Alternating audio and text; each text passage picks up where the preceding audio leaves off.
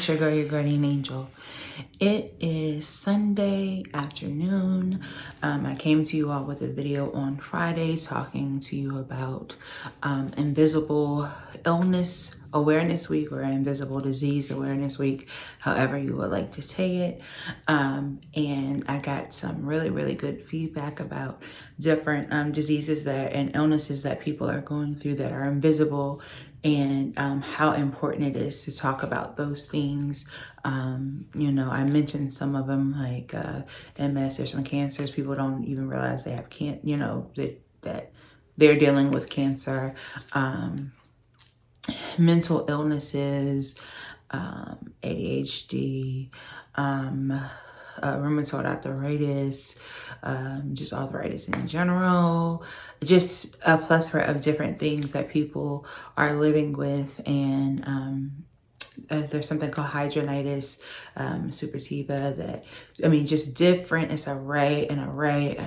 I can't keep saying it, of diseases that people or illnesses that people are facing that you do not see with your naked eye. And so again, I say we must be cognizant of our neighbors or the people that we come in contact with, the people that we see in the street, in the store, at the church, at your children's school, or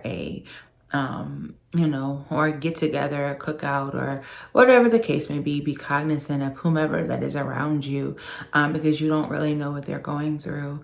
Don't judge people when they're getting out of a car with a handicap sticker and they're parked in a handicapped space just because they look normal, because they may not. You never know where they have come from. You never know how they're feeling. You never know what's going on with them, and that may be the reason. Of course there is a reason why they have the handicap sign, but that reason may be something that they actually are just coming from the hospital in that moment. Like, you just have to be so careful, because what you say out of your mouth and how you treat people can either make a positive impact on their life or a negative impact on their life. And life is hard on its own. And so if what we say to people and how we put our tongues on folk could, be that thing to push that person over the edge. I said it in the last video. And we just want to make sure that we are not being negative influences in people's lives. We're being a positive influence and make a positive change and impact on their life. They said in church today that some people, they tell you to hug your neighbor because that neighbor haven't even gotten a hug this, one day this week. And that's so true. You don't know what people are going through. Be a positive person in their life. Interact with people positively. Give them a smile. That may be the first smile they saw that day, like they said at church. That may be the first hug they've gotten all day, all week, all month. Your embrace it may be the only embrace that they've had in a very long time. Make sure your interactions are positive interactions. Today at church, I don't need an excuse to wear purple. I love purple. And of course, purple is the color for lupus awareness. Purple is the color for fibromyalgia awareness. Purple is also the color for domestic violence. And Domestic Violence Awareness Month is the month of October. Last week, my children's choir wore pink for breast cancer. I'll actually put a picture of what I wore right here.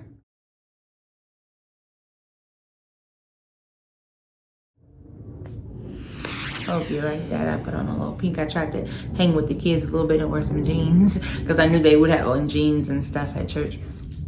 So anyway, so we wore pink. And then this Sunday we wore purple for Domestic Violence Awareness Month. I'll throw a picture of the whole outfit right here.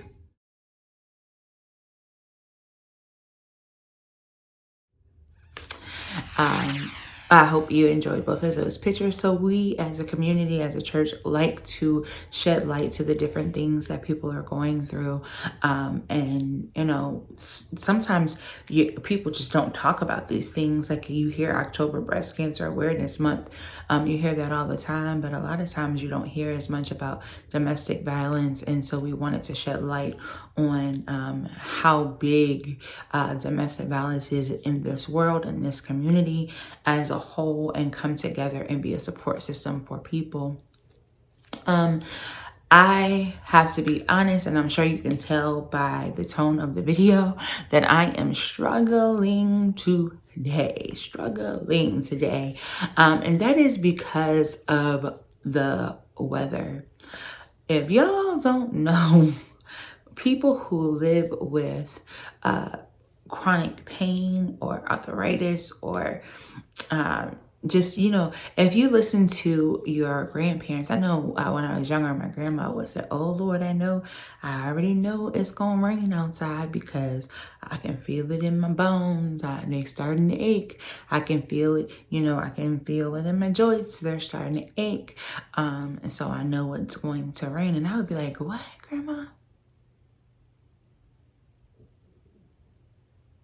You can feel it. And that it really is so true. And living with lupus and living with fibromyalgia, when the weather changes, and other different diseases, I just can speak for myself, but when the weather changes or when it starts to rain or when it even looks like it's going to appear to change, I begin to get very, very achy. I begin to feel sluggish and slow and just pain. I just begin to feel pain in all of my body. And most times, if I don't have to go anywhere, I won't go anywhere. I'll stay wrapped up in extra clothing so that I'm not cold, because that's a big thing. The cold makes you ache and hurt even worse. And then, like I said, the weather, the rain. So it has been raining cats and dogs and cows and chickens, and oh my gosh, it's been raining really, really hard all day. And it took all that I had to get up and go to church, but I did. I made it. We had a blessed time and a blessed service. And it is now time where I can just robe, get out of my clothes, because I'm in the purple mood. You know, I don't ever need a reason to put on my purple. I even got purple nails. But since I'm in the purple mood, I'll put on some purple pajamas and I'm gonna curl up and take some medicine. And try to rest. I did want to let you all know that there are different types of Benlysta. I know that you all have seen me plenty of times take Benlysta infusions in the hospital. Well, my doctor recently changed me from the infusion in the hospital to a shot that I give myself, an injection that I give myself once a week. And so I gave my first one to myself on last Sunday, so I'll give my second one to myself on today. It still has the same side effects. I was ill Monday, Tuesday, Wednesday. About Wednesday, I was starting to come around a little bit, but I struggled after getting the injection. I don't know why that is. I know different people have different reactions to it, but I struggled.